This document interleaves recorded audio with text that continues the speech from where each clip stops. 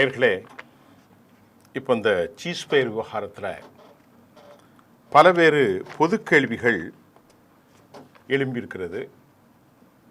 எல்லை மீறி தாக்குதல் நடத்துவது தொடர்கிறது. 236 பேர் இந்த 11 நாளில் இருக்கிறார்கள். இந்த பொது கேள்விகளை குறித்து சர்வதேச ஆய்வாளர்கள் எழுப்புகிற கேள்வி என்னென்னா, இந்த யூஎன் யார் இந்த பீஸ் கீப்பிங் ஃபோர்ஸினுடைய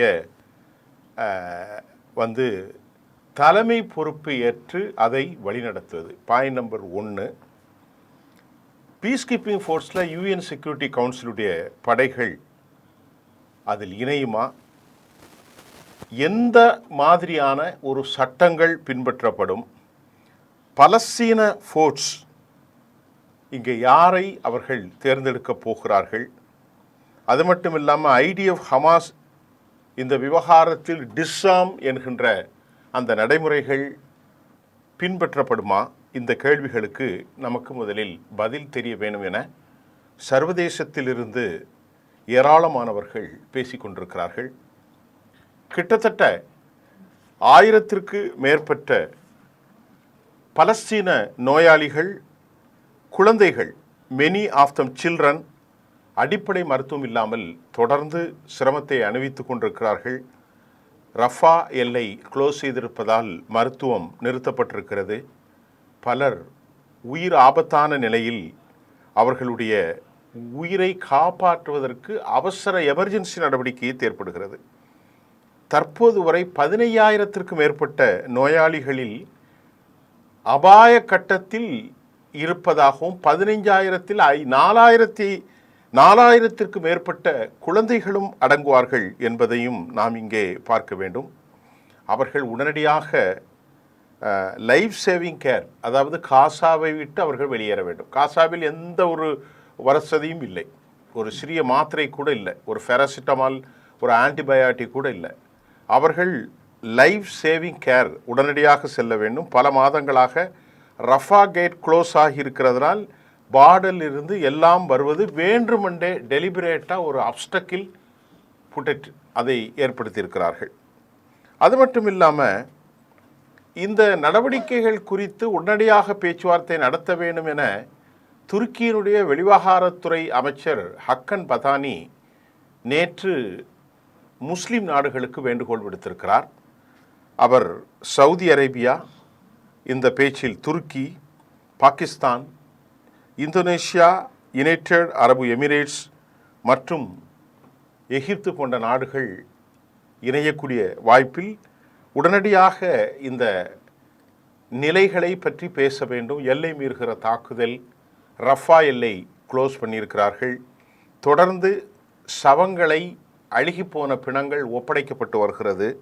இந்த சிச்சுவேஷன் குறித்து ஹியூமனிடேரியன் கிரைசிஸ், பார்டரை கதவடைப்பு செய்திருப்பதால் மருத்துவம், உயிர்காப்பு, life saving care, food, shelter, accommodation குறித்து கண்டிப்பாக ஒரு காம்ப்ரிஹென்சிவ் விரிவான பேச்சுவார்த்தைக்கு இந்தோனேஷியா, யுனைடெட் அரபு எமிரேட்ஸ், சவுதி, துருக்கி, பாகிஸ்தான் மற்றும் ஈஜிப்ட், கத்தர் எல்லா நாடுகளுக்கும் அழைப்பு கொடுக்கப்பட்டிருக்கிறது.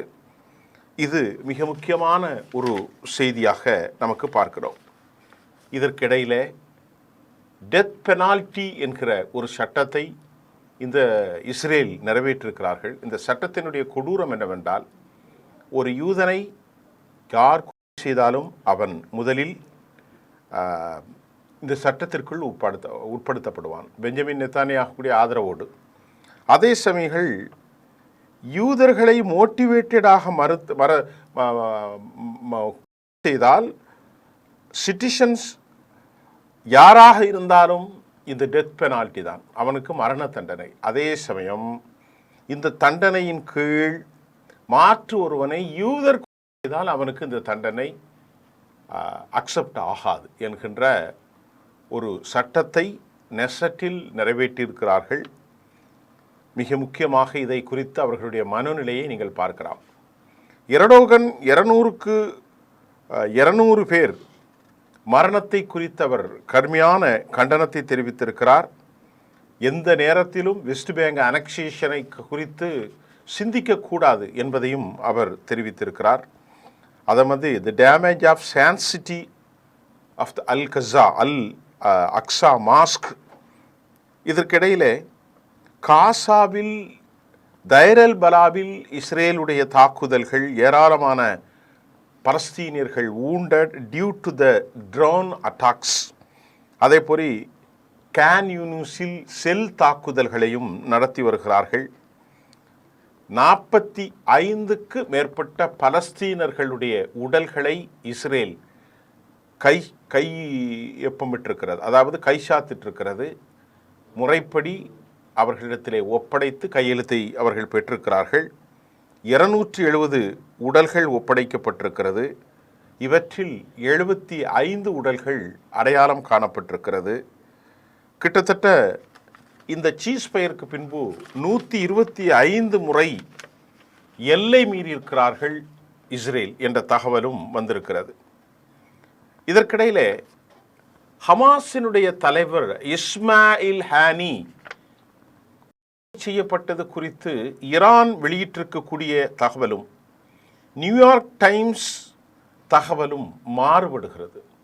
நியூயார்க் டைம்ஸ் வெளியிலிருந்து குண்டுகளை கடத்தி ஹனியே இருக்கக்கூடிய அந்த அறையில் அது பொருத்தப்பட்டு டைம் பாமர் முறையோ அல்லது வேறு முறையிலோ அது வெடிக்கப்பட்டதாக நியூயார்க் டைம்ஸ் சொல்லப்பட்டதை மறுத்த ஈரான், இஸ்மாயில் ஹனியே செல்போனின் அவருடைய மொபைல் சமிக்சைகளின் மூலமாக தெளிவாக அவர்கள் செய்யப்பட்டார்கள் என்ற செய்தியை தற்போது ஈரான் வெளியிட்டிருக்கிறது. ப்ரோ ஹிஸ்புல்லா நாளிதழான அல் மயாதீன் இதை கன்ஃபார்ம் செய்திருக்கிறது. தட் இஸ் ப்ரிசிஷன் மிலிட்ரிஸ் ஆன அட்டாக்ஸ் ஆன் ஹனியா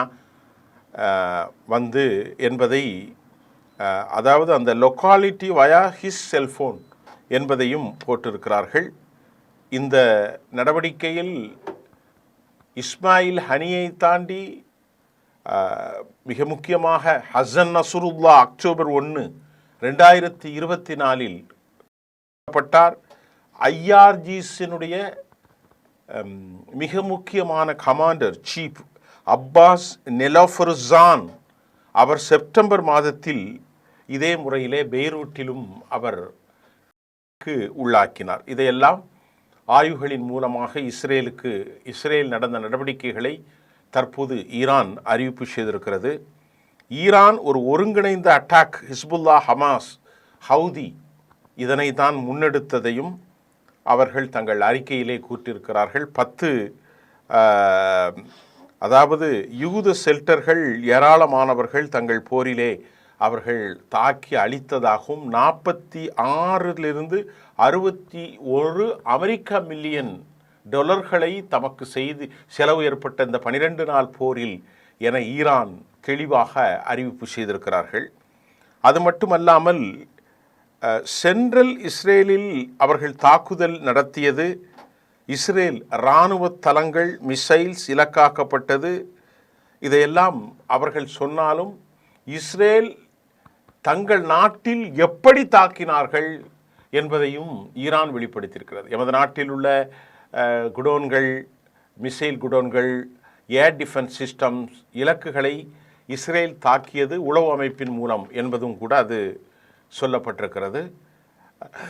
இந்த சீஸ் ஃபயர் அமெரிக்காவினுடைய கத்தர், எகிப்தின் மூலமாக உருவாக்கப்பட்டு துருக்கியும் இதிலே பங்கு பெற்று கைதிகள் பரிமாற்றம், இது ஒரு மைல்கல். ஆனாலும் இதிலே நாம் ஏற்கனவே சொன்ன பல கேள்விகளுக்கு சந்தேகம் தொடர்கிறது. பிணைத்த கைதிகளுடைய ஒப்படைக்கப்பட்டாலும் அமெரிக்கா ஒரு ப்ரோ இஸ்ரேலி என்பதையும் ஈரான் முழுமையாக குற்றஞ்சாட்டியிருக்கிறது. அமெரிக்க அதிபர் டொனால்ட் ட்ரம்ப் மிக முக்கியமாக நேற்று முன்தினம் பேட்டி கொடுத்தார் அமெரிக்காவினுடைய தொலைக்காட்சிக்கு. ஈரானோடு நாங்கள் பேச்சுவார்த்தைக்கு இணங்கியிருக்கிறோம், பேசப்போகிறோம் என்றெல்லாம் சொல்லி வந்த நிலையில் கொமெனி என்ன சொல்லியிருக்கிறார்னா, தெர் இஸ் அ நோ, யுஎஸோடு நாங்கள் பேசுவதற்கான வாய்ப்பு இல்லை, அவர்கள் யூத சியோனிச தத்துவத்தின் பால் நம்பிக்கை கொண்டவர்கள், அவர்களை ஆதரிப்பவர்கள் என்று தெளிவாக ஆயதுல்லா கொமினி அறிவித்திருக்கிறார். அமெரிக்காவுடைய கோஆபரேஷன்ஸ் இது அர்த்தமற்றது, நோ மீனிங்ஸ். ட்ரம்ப் பேச்சில் ஈரானுடைய நியூக்ளியர் டீல் இதையெல்லாம் ஒரு ஒப்பந்தம் ஏற்படும் என அமெரிக்க அதிபர் சொல்லி வந்தாலும் அதை அப்படி ஒரு சூழல் இல்லை, எங்களோடு பேசவும் இல்லை, பேச வாய்ப்பும் இல்லை என்பதை ஈரானுடைய அஃபீஷியல்ஸ், இன்டெலிஜென்ஸ் தலைமையும் சுப்ரீம் தலைமையும் வெளிவிவகாரத்துறையும் மறுத்துவிட்டார்கள். அவர் பொய் சொல்வதை போன்றுதான் தற்போது ஈரானுடைய டெஹ்ரான் ரெடி ஃப்ரெண்ட்ஷிப் என்றெல்லாம் சொல்லியிருக்கிறார். நாங்கள் ஈரானோடு கை கொடுக்க போகிறோம், அதில் அதாவது அவருடைய நியூக்ளியஸ் அது தயார் செய்யாமல் இருப்பது, அதே போன்று குறிப்பிட்ட அளவிலே ஏவுகணைகளை தயாரிப்பது, ஆபத்தான ஏவுகணைகளை தயாரிக்காமல் இருப்பது, இது போன்ற விஷயத்திற்கெல்லாம் இடமே கிடையாது. நாங்கள் என்ட்ரி செய்வது, சென்ட்ரிஃபியூஜ் போவது எங்களுடைய sovereign right for the people of Iran, எங்களுடைய சுயாதீன மக்களுடைய ஒரு நிலை. இதெல்லாம் நாங்கள் கைவிட போவதில்லை. 400 கிலோ வெயிட் இருக்கிறது எங்களிடத்தில் யுரேனியம், 60 விழுக்காடு அது என்ட்ரி செய்யப்பட்டிருக்கிறது. யுஎஸ் தாக்குதலால் அது அழிக்க இயலவில்லை, ஈரான் நோ பிளான் என்பதை அல் ஜசீராவிற்கு செய்தியோட்டத்தில் நாம் அறிந்து கொள்ள முடிகிறது. ஐஏஇ என்று அழைக்கப்படுகிற இன்டர்நேஷ்னல் அட்டாமிக் எனர்ஜி ஏஜென்சி அவர்கள் ஈரானுக்கு எப்பவும் எந்த நிலையிலும் டெஸ்ட் பண்ணினாலும் நேரடியாக களப்பதிவில் நாங்கள் பேச தயார், ஆனால் ஒரு சுயாதீன கண்ணியம், கட்டுப்பாடு, சமரீதியான மதிப்பீட்டை மதிக்கின்ற வரையிலே இந்த பேச்சுவார்த்தைக்கு அனுமதிக்க முடியும். மற்றபடி அவர் சொல்கிற மாதிரி எல்லாம் ஒன்றும் இல்லை, எங்களிடத்தில் அவர்கள் பேசவும் இல்லை, நாங்கள் ஆயுதத்தை குறைக்கப் போவதும் இல்லை, அணு ஆயுதத்தை நாங்கள் தயார் செய்கிறோம். 2 it is a purpose for 2, ஒன்று எலக்ட்ரிசிட்டி, மற்றொன்று மெடிசின், இந்த 2க்கு தான் செய்ய போகிறோம் என்று சொல்லியிருக்கிறார்கள்.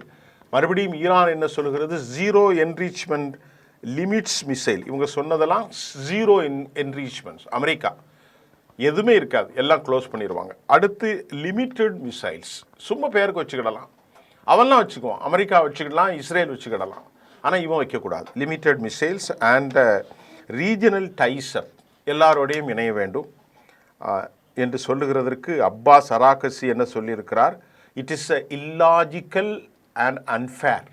இது அழகானதும் இல்லை, இது ஒரு லாஜிக்காகவும் இல்லை, பைத்தியக்காரத்தனமாக அமெரிக்கா பேசுகிறார் என்பதை போன்று சொல்லாமல் சொல்லி அவர்கள் நிராகரித்திருக்கிறார்கள். எந்த அணு ஆயுதங்களை அவர்கள் வைத்துக் கொள்வார்கள், அமெரிக்கா வைக்கும், இஸ்ரேல் வைக்கும், இவர்கள் ஜீரோ என்ரிச்மெண்ட்.